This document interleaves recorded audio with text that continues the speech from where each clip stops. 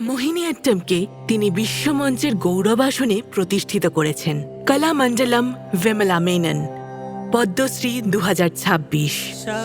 যেখানে ভগবান বিষ্ণু বিরাজমান, সেই ক্ষীরসাগরের মতোই শিল্পকলাও অনন্ত। শিল্পপ্রেমী এক পরিবারে জন্ম নেওয়া গুরু কলামণ্ডলম বিমলা মেনন এমন এক সময় বড় হয়ে উঠেছিলেন যখন সমাজের নিয়মকানুন নারীদের নৃত্যচর্চা থেকে বিরত রাখত।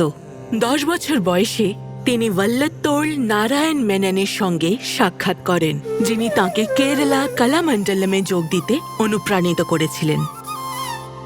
সামাজিক বাধা নিষেধ ভেঙে তিনি কেরালা কলামণ্ডলমে প্রশিক্ষণ শুরু করেন, আর সেখান থেকেই এই নৃত্যকলার প্রতি তাঁর আজীবনের ভালোবাসার সূচনা হয়।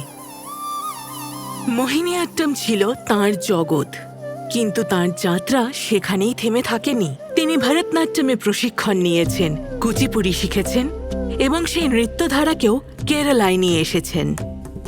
শীঘ্রই গুরু কলামণ্ডলম বিমলা মেনন কেরালা নাট্য একাডেমি প্রতিষ্ঠা করেন এবং মোহিনীঅট্টমের নবায়ন ও সংস্কারের নেতৃত্ব দেন। তিনি এই নৃত্যধারাকে একক পরিবেশনা থেকে দলগত উপস্থাপনায় রূপান্তরিত করেন এবং এতে পুরুষ চরিত্রের ভূমিকাও অন্তর্ভুক্ত করেন।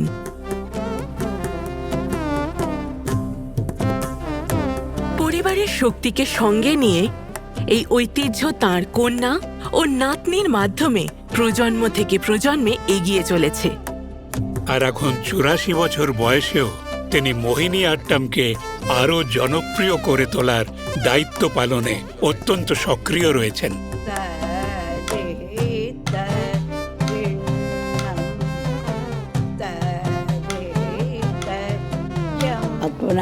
যখন আমি ভগবান পদ্মনাভকে কেন্দ্র করে একটি নৃত্যনাট্য কোরিওগ্রাফ করেছিলাম, তখন তা আমাকে খুব আনন্দ, গভীর তৃপ্তি এবং ব্যাপক স্বীকৃতি এনে দিয়েছিল।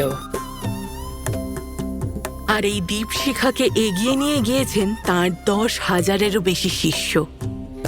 আজকে আমরা যে মোহিনীঅট্টমের পোশাক ও অলংকার দেখি, সেগুলি আমার মা কলামণ্ডলম বিমলা মেননই ডিজাইন করেছিলেন। তিনি মোহিনীঅট্টমের সঙ্গে কেরালার ঐতিহ্যবাহী বাদ্যযন্ত্রগুলিকে সুনিপুণভাবে যুক্ত করেছিলেন।